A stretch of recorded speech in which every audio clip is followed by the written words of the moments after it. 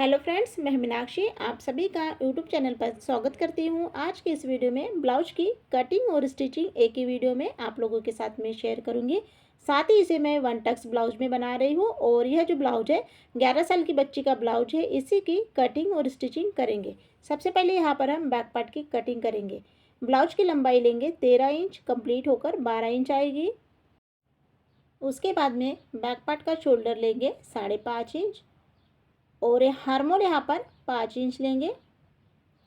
Chest लेंगे 6.5 inch और 1.5 inch extra margin के लिए। कमर यहाँ पर 6 इंच लेंगे और 1.5 इंच एक्स्ट्रा मार्जिन लेकर इस पॉइंट को अच्छे से मिला लेंगे। उसके बाद में यहाँ पर गले की चौड़ाई लेंगे 2.5 इंच और गले की लंबाई देखिए 9 इंच लेना है और एक निशान 3 इंच पर लगाएंगे और दूसरा निशान 9 इंच पर लगाएंगे। उसके बाद में यहाँ पर एक चौकोन बॉक्स तैयार कर लेते हैं और फिर डिज़ाइन को यहाँ पर बनाएंगे। तो 2.5 इंच यहाँ पर इसलिए लिया है क्योंकि पीछे में बोट नेक में बना रहे हैं और फ्रंट में डीप नेक में बनाएंगे। तो यह हमारी डिज़ाइन हो गई है। अब हम यहाँ पर पीछे के टक्स लेंगे 4 इंच पीछे के टक्स लेना है दोनों तरफ से। तो देखिए अब हमने यहाँ पर हार्मोल नहीं लिया था, 1 इंच यहाँ पर हार्मोल गोलाई का आकार बना लेंगे और उसके बाद में अब हम इसकी कटिंग करेंगे। यह हमारा बैक साइड हो गया है, इसी को रखकर फ्रंट साइड की कटिंग करेंगे। उसके बाद में अब यहाँ पर देखिए, यहाँ पर हम फ्रंट साइड की कटिंग करेंगे। तो फ्रंट साइड के लिए यहाँ पर आपको आधा इंच इस तरह से हुक पट्टी और आई पट्टी के लिए इस तरह से एक स्ट्रेट लाइन को बनाना है और उसके बाद में आधा इंच को छोड़ने के बाद में सेम बैक पार्ट को फ्रंट पार्ट के ऊपर में रखकर इसकी कटिंग करेंगे। तो देखिए यहाँ पर मैंने सेम रखा है, कुछ भी एक्स्ट्रा का नहीं लिया है। उसके बाद में इसकी कटिंग कर लेंगे। कटिंग यहाँ पर हो गई है। अब यहाँ पर देखिए, अब यहाँ पर हम फ्रंट साइड के गले की चौड़ाई लेंगे 1.5 इंच और गले की लंबाई जो है 5 इंच लेना है। एक चौकोन बॉक्स तैयार कर लेंगे और यहाँ पर पान गला यहाँ पर रेडी कर लेंगे। उसके बाद में शोल्डर देखिए, शोल्डर यहाँ पर हमने बैक साइड के लिए 5.5 इंच लिया था। तो दोनों का यहाँ पर देखिए 3 इंच आ रहा है, तो 3 इंच ही यहाँ पर रखना है। अगर हम इसकी कटिंग नहीं करेंगे तो फ्रंट साइड के लिए शोल्डर ज़्यादा हो जाएगा। तो इस तरह से राउंड शेप आकार देते हुए इसकी कटिंग कर लेना है। कटिंग यहाँ पर हो गई है। गले की भी कटिंग इसी तरह से कर लेना है। उसके बाद में यहाँ पर देखिए, अब हम यहाँ पर टक्स पॉइंट के लिए 2.5 इंच और ऊपर की तरफ 3 इंच लेते हुए यहाँ पर एक स्ट्रेट लाइन को बना लेंगे। उसके बाद में यहाँ पर 1.25 इंच पर आपको तिरछी लाइन को बनाना है। यह हमारा टक्स पॉइंट हो गया है। अब यहाँ पर आपको क्या करना है, आधा इंच यहाँ पर हुक पट्टी आई पट्टी के लिए इस तरह से लेते हुए तिरछी लाइन को बनाना है, जिससे कि क्या होगा कि कोना नहीं निकलेगा और यह हमारा फ्रंट साइड हो गया है। अब हम इसके बाद में आस्तीन की कटिंग करेंगे।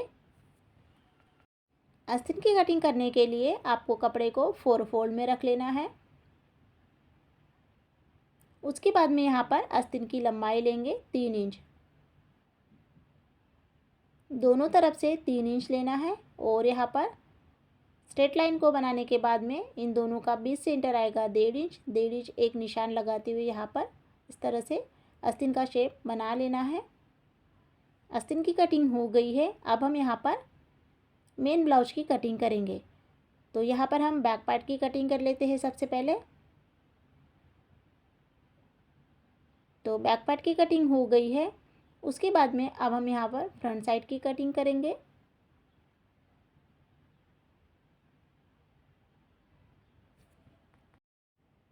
इसी तरह से इसकी कटिंग हो गई है। अब हम यहाँ पर इसको साइड में रख लेते हैं और यहाँ पर देखिए आस्तीन की कटिंग कर लेंगे। तो आस्तीन की कटिंग के लिए यहाँ पर कपड़े को 4 फोल्ड में रख लेना है और उसके बाद में इसकी कटिंग कर लेना है। तो कटिंग यहाँ पर हो गई है। अब हम इसको साइड में रख लेते हैं और सबसे पहले यहाँ पर फ्रंट साइड की स्टिचिंग करेंगे। बीच में से यहाँ पर इसे कट कर लेना है। तो सबसे पहले यहाँ पर देखिए दोनों कपड़ों को सीधा रख लेना है। और उसके बाद में अस्तर को रखेंगे। अच्छे से यहाँ पर आपको चेक कर लेना है और दोनों पार्ट को आमने सामने में रखते हुए पिन के साथ में इसे सेट कर लेना है। एक पार्ट को साइड में रख लेंगे और सबसे पहले यहाँ पर हम नीचे की सिलाई को कंप्लीट करेंगे। नीचे की सिलाई कंप्लीट हो गई है। उसके बाद में अस्तर के ऊपर में प्रेस सिलाई को लगाएंगे। सिलाई कंप्लीट हो गई है।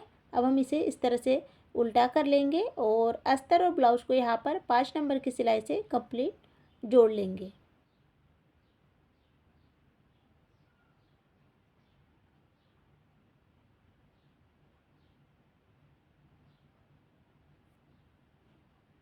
तो जोड़ लिया है यहाँ पर। उसके बाद में इसकी अच्छे से कटिंग कर लेना है। एक पार्ट इसी तरह से रेडी कर लेने के बाद में दूसरे पार्ट को भी इसी तरह से रेडी करना है। दोनों पार्ट यहाँ पर हमारे रेडी हो गए हैं। उसके बाद में अब हम टक्स पॉइंट को सिलाई लगाएंगे। एक टक्स पॉइंट को यहाँ पर सिलाई लगा ली है। उसके बाद में दूसरे टक्स पॉइंट को भी इसी तरह से सिलाई को लगाना है। दोनों यहाँ पर इस तरह से कंप्लीट हो गए हैं। अब हम इसमें हुक पट्टी और आई पट्टी को रेडी करेंगे। तो सबसे पहले यहाँ पर हम आई पट्टी को रेडी करेंगे। तो उसके लिए यहाँ पर मैंने अस्तर और ब्लाउज दोनों का कपड़ा लिया है। दोनों को पहले अच्छे से जोड़ लेंगे।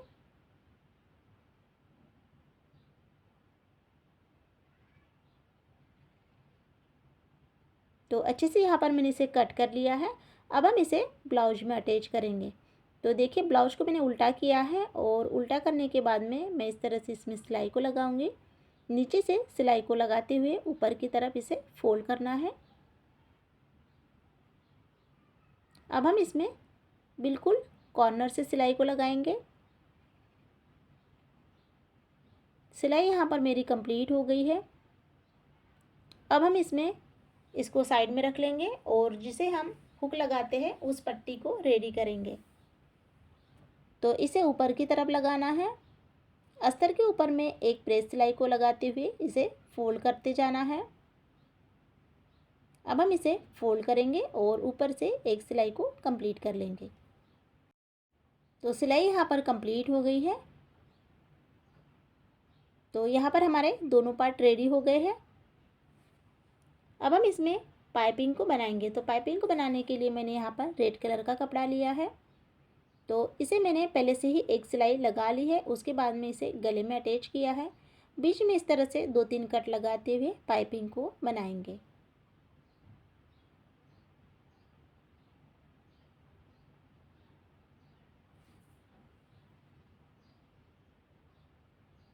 पाइपिंग यहाँ पर मेरी कंप्लीट हो गई है। इसी तरह से दोनों पार्ट की पाइपिंग को कंप्लीट कर लेना है।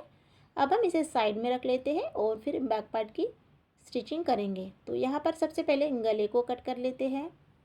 बीच में से अभी यहाँ पर गले की कटिंग नहीं करना है। तो अब हम इसे ब्लाउज के ऊपर अच्छे से सेट कर लेते हैं। ब्लाउज को यहाँ पर मैंने सीधा रखा है। अब यहाँ पर डोरी को अटैच करना है। तो देखिए यहाँ पर मैंने किस तरह से किया है। अस्तर के नीचे में और ब्लाउज के ऊपर में मैंने 20 सेंटर पर डोरी को यहाँ पर रखा है। उसके बाद में अब हम इसके ऊपर में सिलाई को लगाएंगे। तो इससे क्या होगा कि हमारी डोरी एक ही सिलाई में अटैच हो जाएगी और हमें अलग से डोरी को नहीं लगाना पड़ेगा। बहुत ही ईजी तरीका है।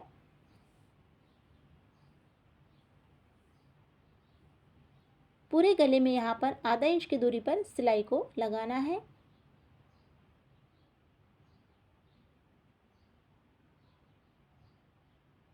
गले की सिलाई यहाँ पर कंप्लीट हो गई है। उसके बाद में अब हम इसकी कटिंग कर लेते हैं। कटिंग यहाँ पर हो गई है। छोटे छोटे कट लगा लेना है। उसके बाद में कमर पट्टी पर सिलाई को लगाएंगे। तो नीचे से भी यहाँ पर आधा इंच कमर पट्टी के लिए आपको सिलाई को लगाना है।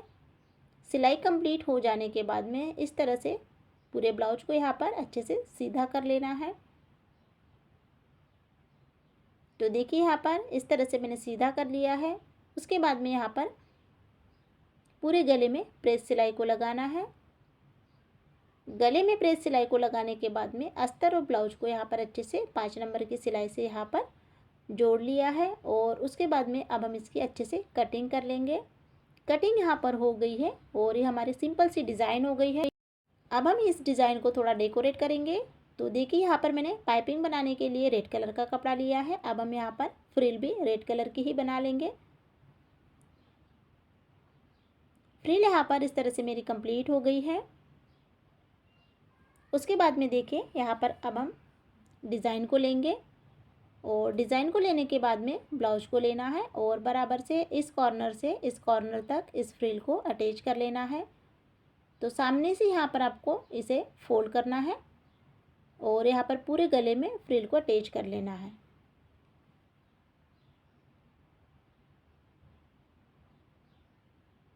तो गले में यहाँ पर मैंने फ्रिल को लगा लिया है। उसके बाद में इसे डेकोरेट करने के लिए इसके ऊपर से लेस को लगाएंगे। तो लेस यहाँ पर शोल्डर से लेना है। शोल्डर से लेते हुए पूरे गले में इसे अटैच कर लेना है।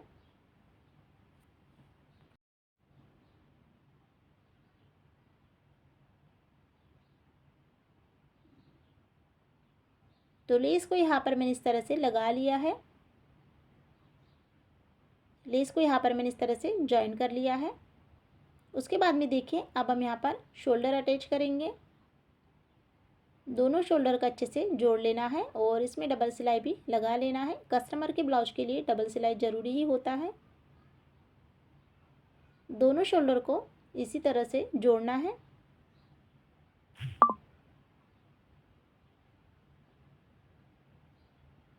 अब हम इसे साइड में रख लेते हैं और यहाँ पर देखिए आस्तीन को रेडी करेंगे। तो आस्तीन को देखिए यहाँ पर पहले तो इसे अच्छे से जोड़ लेना है। अस्तर और ब्लाउज को यहाँ पर अच्छे से जोड़ लेना है। सॉरी, अस्तर और आस्तीन को अच्छे से यहाँ पर इस तरह से मैंने जोड़ लिया है। उसके बाद में इसकी अच्छे से कटिंग कर लेना है। कटिंग हो जाने के बाद में दोनों तरफ से एक जैसा गैप देते हुए फ्रिल को बनाते जाना है। तो फ्रिल को यहाँ पर मैंने बना लिया है। उसके बाद में देखिए यहाँ पर मैंने अलग से कपड़ा लिया है जिसे डबल फोल्ड कर लेना है और इसे देखिए यहाँ पर अटैच करेंगे। तो पहले यहाँ पर आपको एक सिलाई को लगाना है।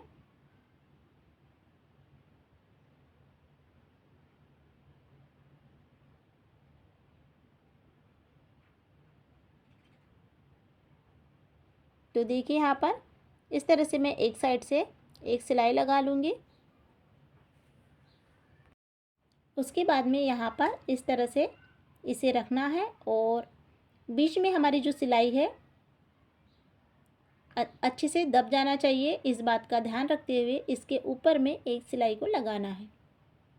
तो सिलाई यहाँ पर मेरी कंप्लीट हो गई है। इसी तरह से दोनों आस्तीन को मैंने रेडी कर लिया है।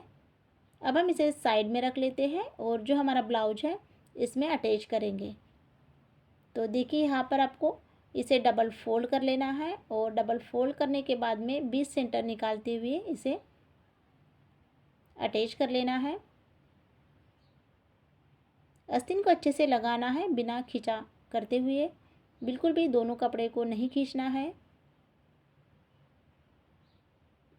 आस्तीन की सिलाई कंप्लीट हो जाने के बाद में दोनों को चेक कर लेना है। अगर थोड़ा सा छोटा बड़ा आता है तो फिर से इसके ऊपर में और एक सिलाई को लगाना है। सिलाई यहाँ पर कंप्लीट हो गई है आस्तीन के ऊपर में। अब हम इसे जोड़ लेते हैं। तो देखिए यहाँ पर इस तरह से दोनों को अच्छे से जोड़ लेना है। सिलाई कंप्लीट हो गई है। उसके बाद में अब हम इसमें दोनों आस्तीन को जोड़ने के बाद में फिटिंग सिलाई को लगा लेते हैं।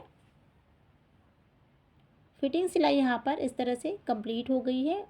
उसके बाद में क्या करना है, इसमें 2 और एक्स्ट्रा की सिलाई लगाना है।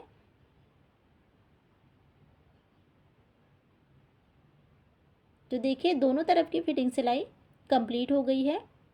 उसके बाद में अब हम यहाँ पर ब्लाउज को सीधा कर लेंगे और फाइनली यहाँ पर जो ब्लाउज की कटिंग और स्टिचिंग कंप्लीट हो गई है। तो फ्रेंड्स, आप लोगों को मेरा आज का वीडियो कैसा लगा है आप लोग मुझे कमेंट बॉक्स में ज़रूर बताइए। चैनल पर नए हैं, चैनल को सब्सक्राइब नहीं किए तो चैनल को सब्सक्राइब कीजिए। Thank you so much.